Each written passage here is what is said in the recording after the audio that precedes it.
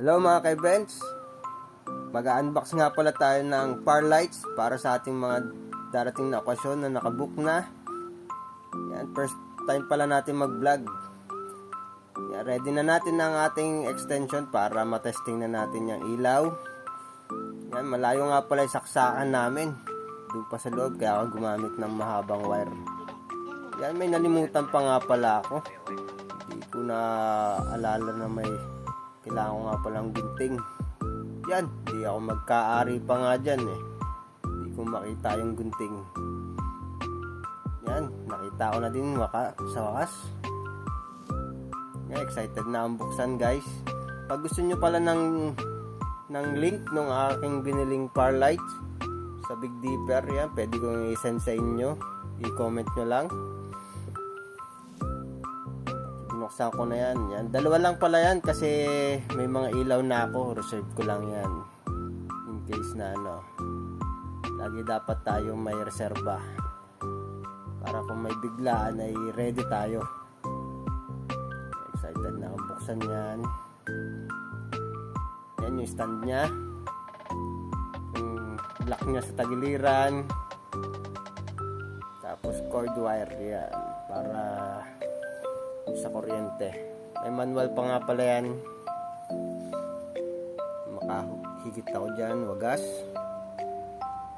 Ganda no. Yan pala yung bago. Yung LP001 Plus. Yan. Lutong ng tunog. Yung mga button.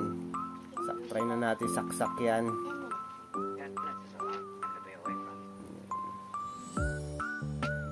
Kagandaan yung bagong LP001 ay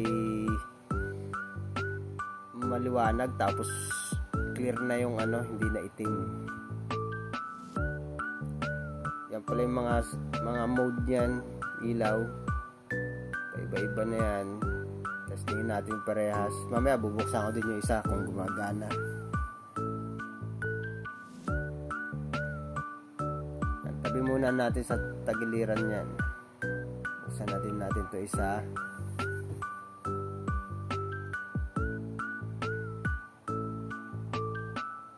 Yan, tabi natin to. Masyado nang maliit yung lamesa natin. Palitan na natin sa susunod.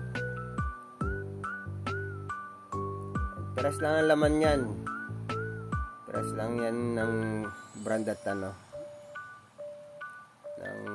series. Press na LP001 Plus. Mura lang yan. Online. Yan, gumana na po. Ayan, ganyan pala siya sa likod. May mode, enter at up and down para ma-select mo yung kailangan mong mode sa ilaw. Pag wala naman, may DMX controller naman. Mas madali yun. Kailangan nyo lang ng XLR tapos wireless receiver at transmitter para mas madaling control parehas. Yan, press ko ng tinaray. Mas maganda yan. Pag-apat, lalo na may stand. Yan, gumagana na. Yan, tanggalin na natin. Sa susunod na lang ulit.